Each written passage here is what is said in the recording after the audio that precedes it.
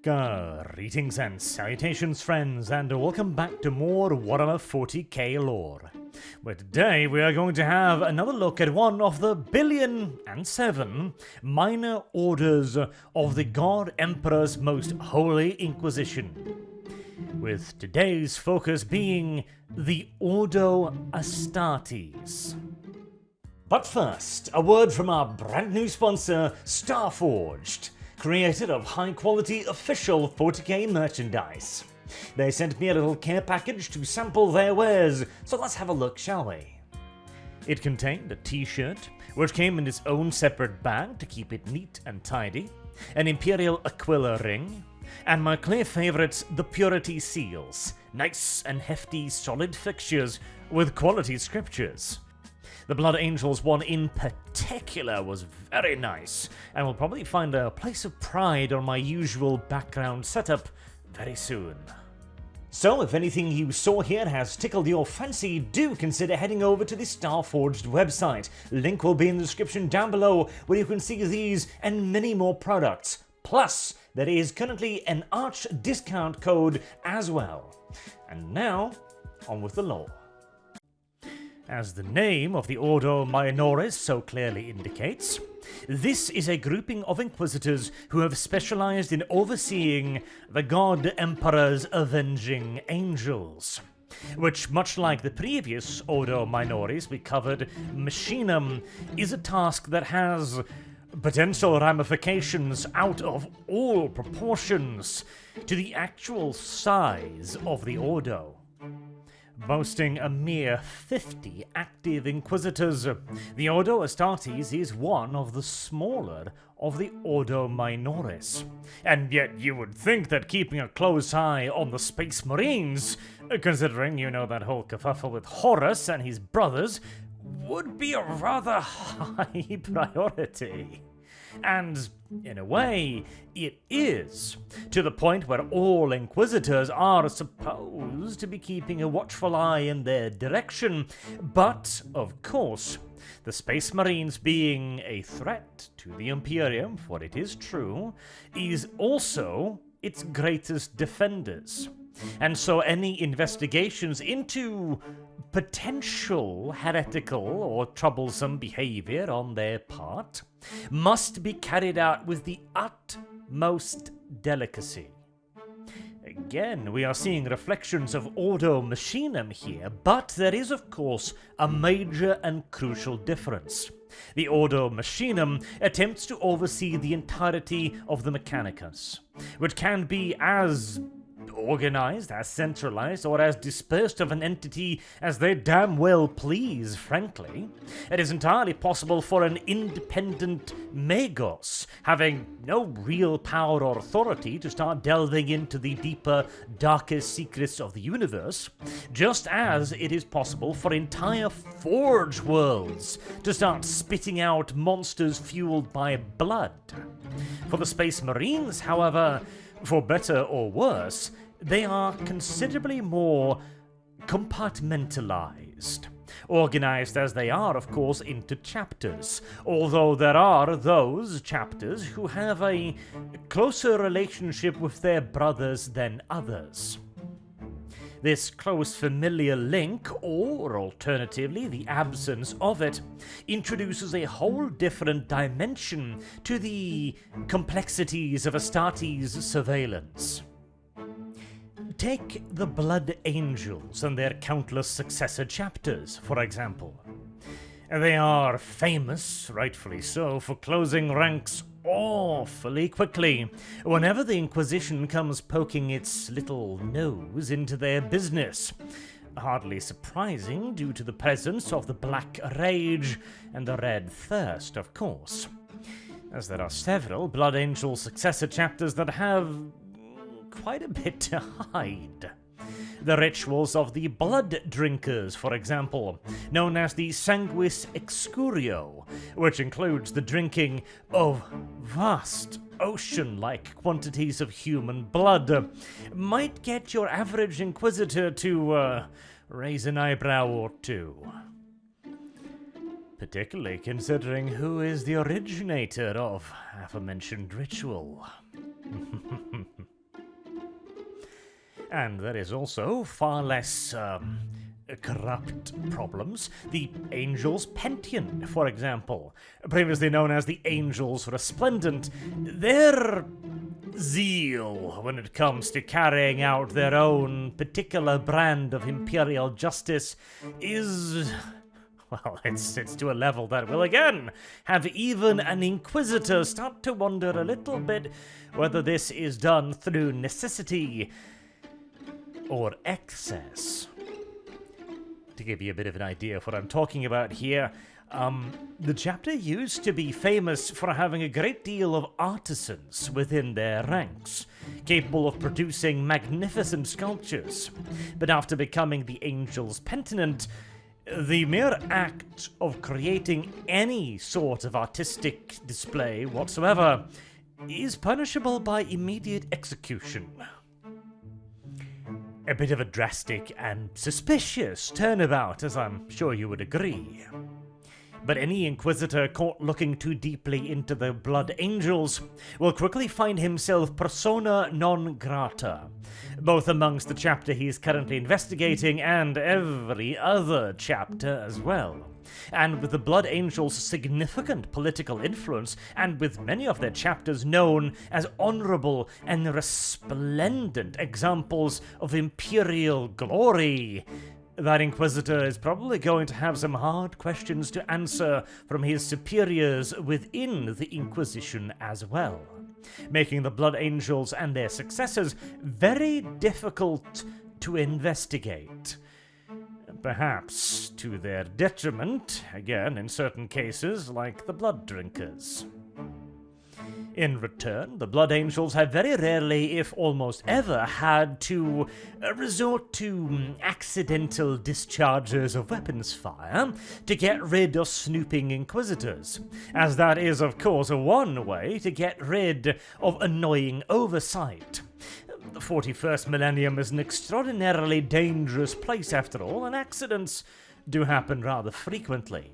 And there is a significant number of Inquisitors that have never returned from investigating Astarte's chapters, lost to unfortunate battlefield conditions, sudden depressurization of their ship's hull, or any myriad other mishaps.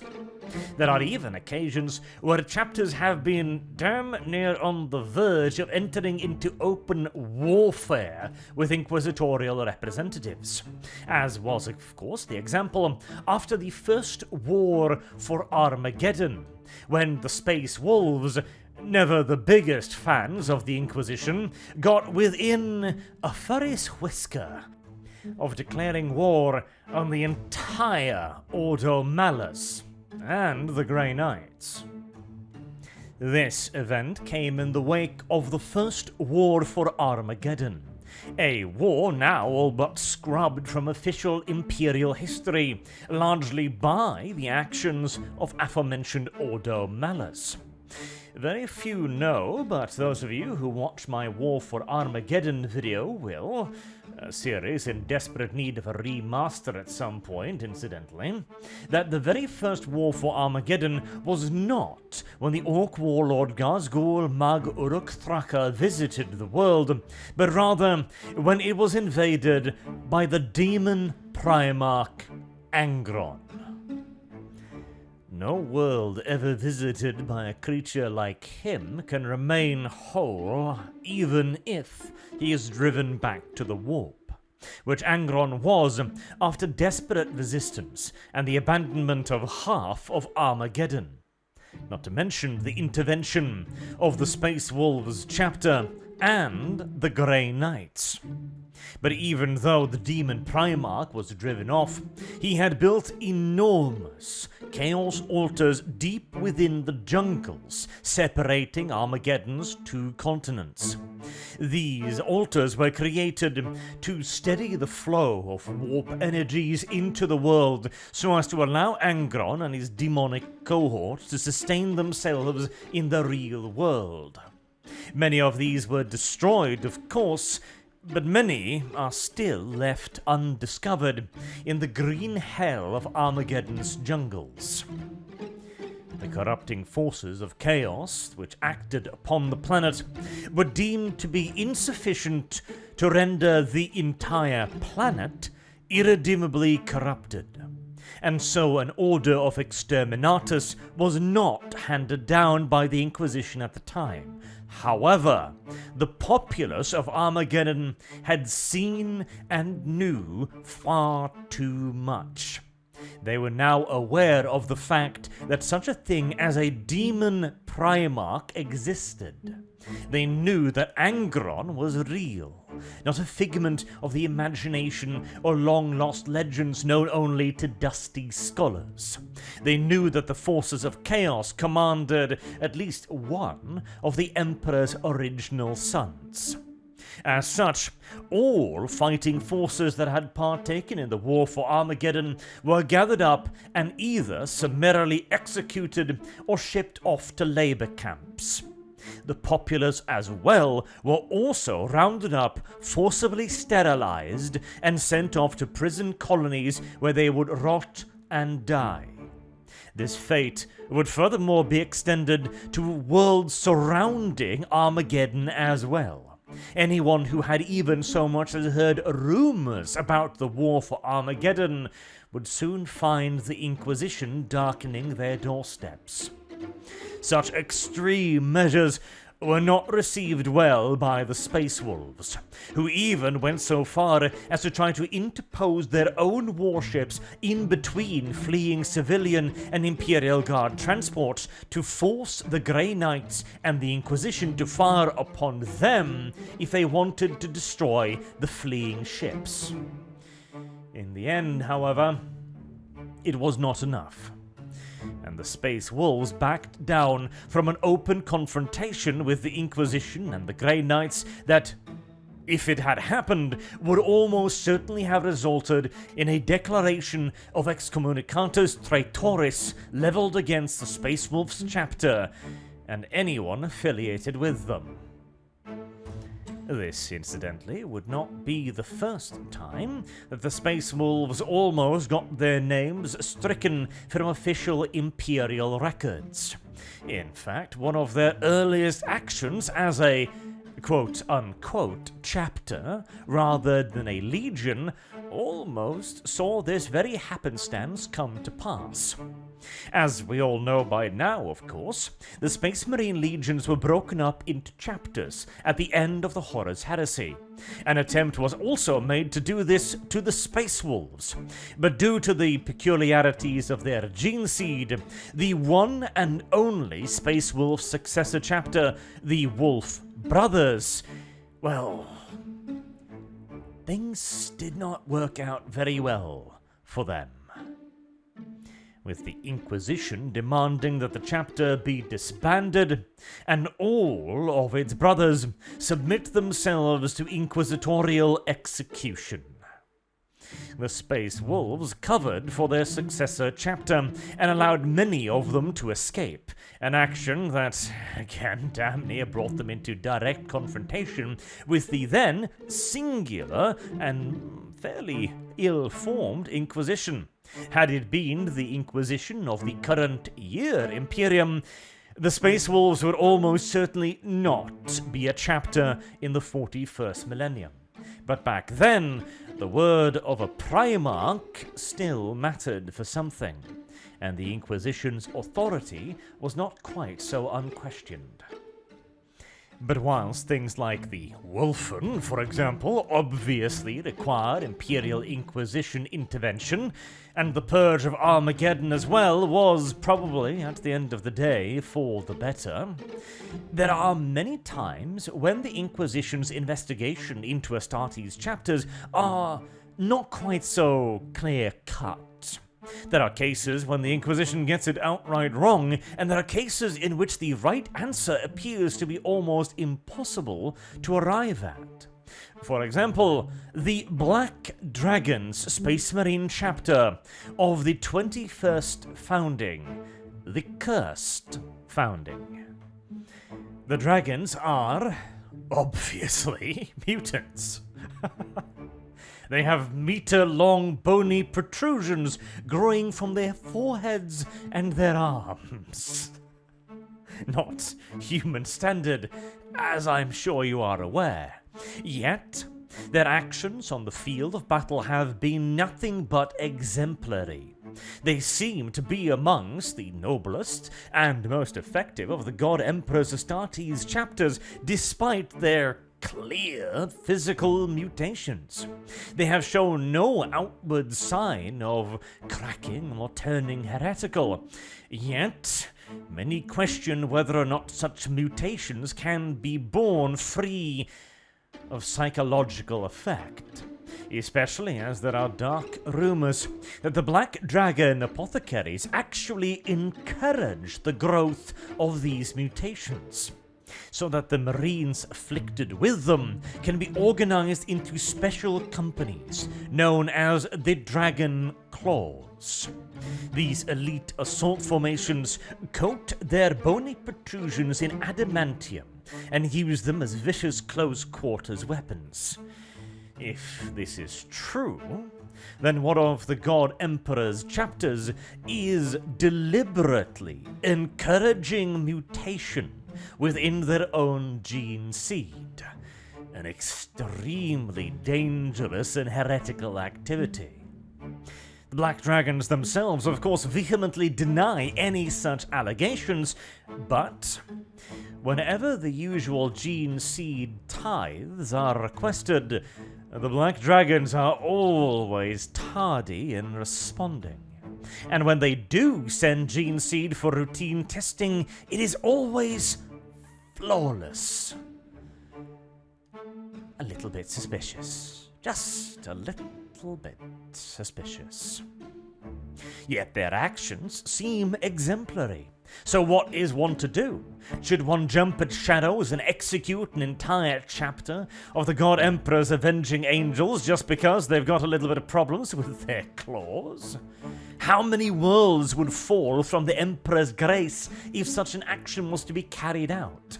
How many more faithful servants would be lost on the battlefield if 1,000 of the God Emperor's finest would be executed for what was, at the end of the day, a simple physical mutation that affected their minds not at all? If, of course, that is the case. Another question is, of course, how patient one should be when it comes to the gene seed tithes.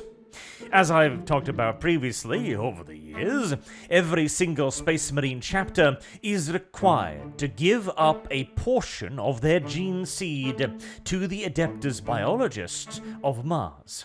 This is both to continuously build up a bank of gene seed to be used to create new Astartes chapters when and if required, and also to create a reserve to be released to the original chapter in times of emergency.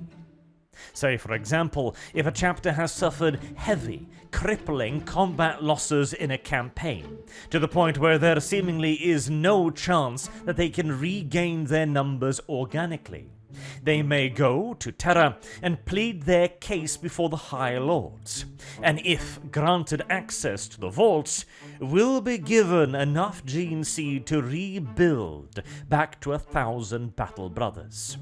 This is both a safety net, of course, as mentioned, but also an early warning system, as the gene seed is placed under close scrutiny and exposed to countless tests to make sure that it remains stable and that the ever-present threat of mutation has not run rampant. It is, however, an imperfect warning system. The 21st founding, for example, the Cursed Founding, well, it was expressly to be an attempt to create less unstable gene seed, and yet it resulted in a higher degree of mutations and unusual happenstances than any other founding. The Flame Falcons, for example. Now, the Flame Falcons were another chapter seemingly solid, but one day, during a particularly fierce battle, their first company burst into flames. literally. Now, the flames did not burn the Space Marines, only those they fought against. It was seen as a miracle, of course, by the chapter, but the Inquisition was not quite so convinced. Especially as what had originally happened to the first company swiftly began to spread through the ranks of the entire chapter, from the second to the third to the fourth, until all 1,000 Space Marines were blazing from head to toe in a corona of fire. In this case, the corruption, the mutation, who even knows, was a little bit too obvious and a little bit too strident. Fiery Space Marines, yes, rarely a sign of loyalty. And so the Inquisition called in the Grey Knights to purge the entire chapter in a rapid and merciless blitzkrieg campaign designed to end its existence and wipe it from Imperial records before anyone else could intervene. This, of course, is the dream scenario for the Ordo Astartes. A single, clean, decapitating strike that wipes out the chapter to the point where there will be no clemency, no ability to hide or seek refuge amongst brother chapters, and where the damage to the Inquisition's reputation and their relationship with the other Space Marine chapters is kept to an absolute minimum. This is, however, not always possible, and on occasions the actions of the Inquisition can make a bad situation a lot worse. The War for Badab, for example, demonstrated that quite nicely, when the repeated interference of Inquisitors into the business of the Warders of the Maelstrom and the Astral Claws saw them all turn traitor for a while, costing the Imperium tremendous resources in order to reconquer the Maelstrom Zone, and end up creating a renegade Space Marine force known as the Red Corsairs, who were once the Astral Claws. On other occasions, a chapter might be corrupted, but not in spirit, and there are even examples of chapters being found to be redeemable. This is exceptionally rare, but it does happen. The Souldrinkers chapter, for example. The Souldrinkers were declared excommunicatus traitoris after, well, a lot of serious mutation, and them being used as a pawn by a demon prince. But after their repeated actions to redeem themselves, they were pardoned. Even though the chapter was in the end finally destroyed, they were refounded as an honorable chapter.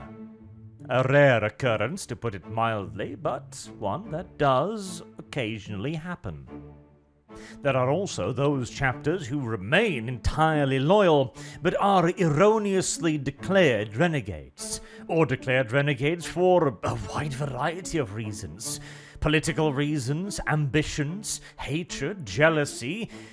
There are, sadly, too many Inquisitors that are all too human at times.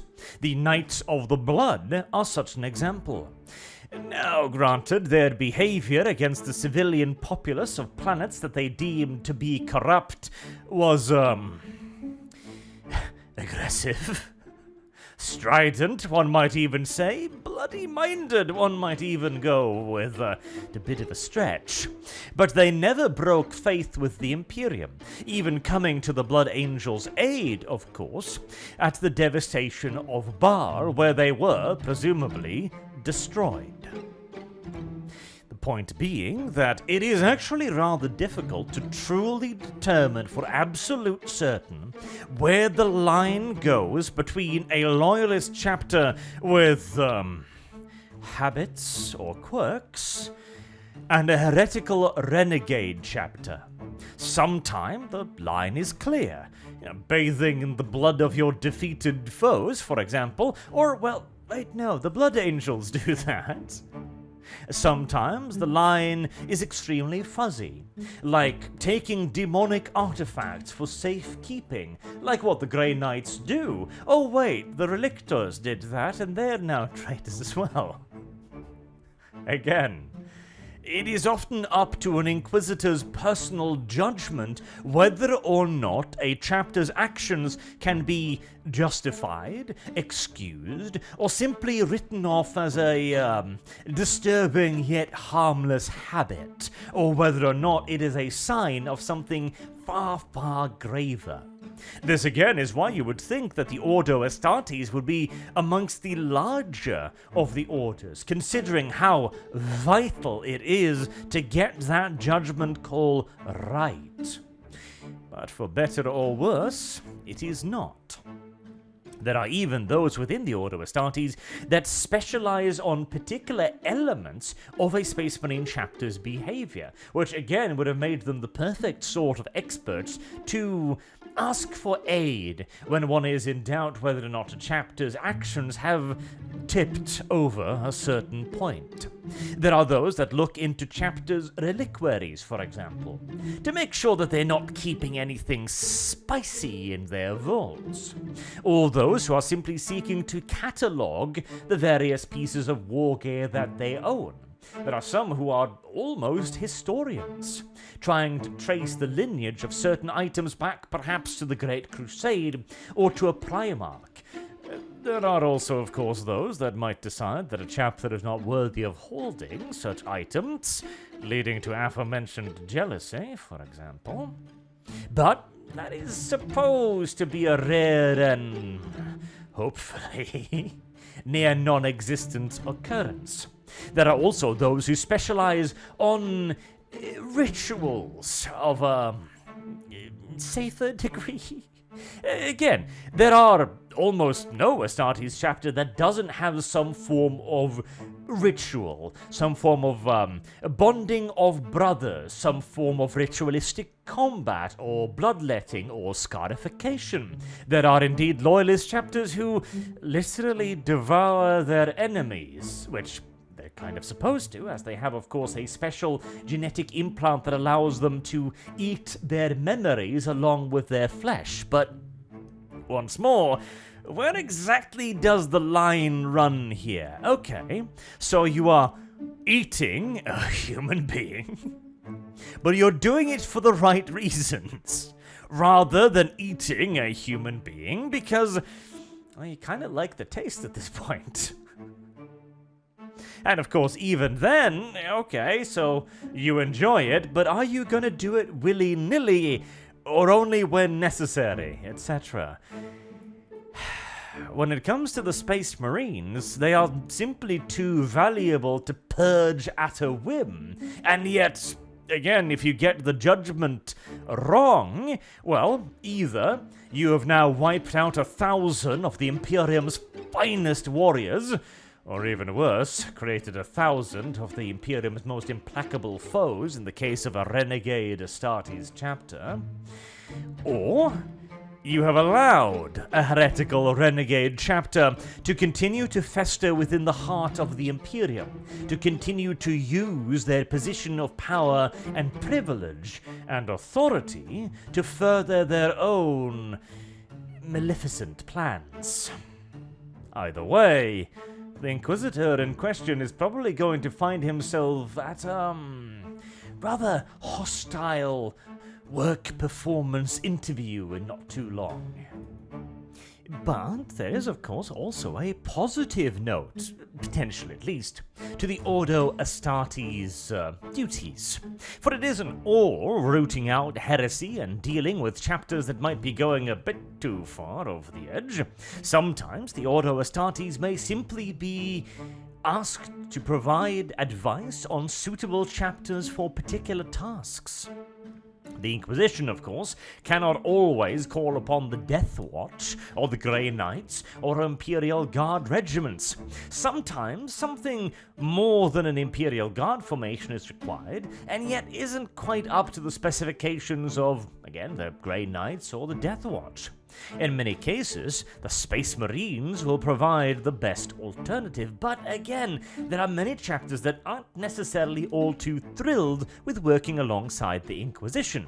Now, theoretically, they don't really have a right to refuse, but imposing on an Astartes chapter tends to be a complicated and often hazardous process.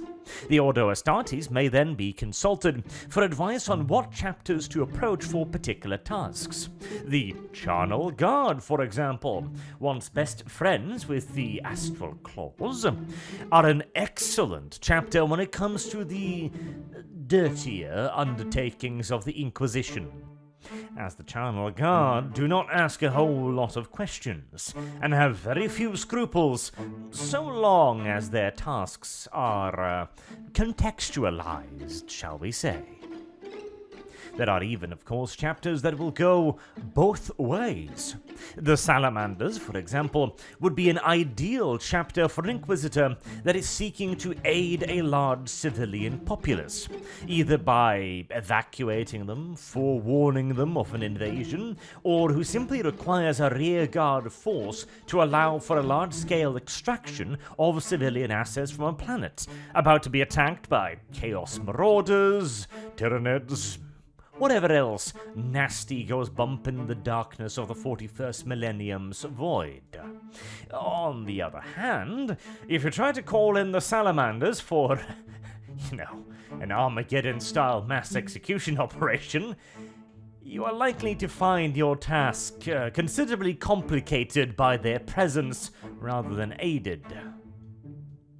And, of course, entreating the aid of a Space Marine chapter will require a fair bit of specialized knowledge as well. As we've talked about already, every chapter has its own set of traditions, beliefs, habits, blah blah blah blah blahs, which all affect how they view outsiders, how they deal with them, what kind of rites an outsider may need to undergo, what is and is not offensive, and so on and so on. Dealing with the Space Wolves, for example, is going to be an entirely different experience than dealing with the Blood Angels, or the Salamanders, or the Ultramarines, or an Imperial Fist successor chapter, and so on, and so on. The Ordo Astartes' in-depth knowledge about the peculiarities of certain chapters could prove invaluable for Inquisitor attempting to enlist a certain force's aid, without, pissing them off and getting challenged to an honor duel by a biologically engineered super warrior. There are even occasions where military aid is not necessarily the objective that the Inquisitor is seeking. The Space Marines sit on a great deal of forgotten knowledge, the kind of stuff that any other force in the galaxy would be purged for having. They might sit on ancient relics or pieces of technology, or simply they might have access to specific worlds or locations within the Imperium that only they can go to, for one reason or another, causing even an Inquisitor to need to entreat with the chapter to gain access to the knowledge, the place, the location, the artifact, or whatever else it is indeed he is seeking. All of which will require yet another thorny path of diplomacy, no doubt. I really do like these Ordo Minoris with more focus on diplomacy rather than simple eradication. Because wiping out a Space Marine chapter, well, that will be the job of the Ordo Minoris in this case, true, but it's also something that can be done by Ordo Malus as well. Or Xenos, if the chapter has gotten a little bit too fond of nearby alien waifus, for example.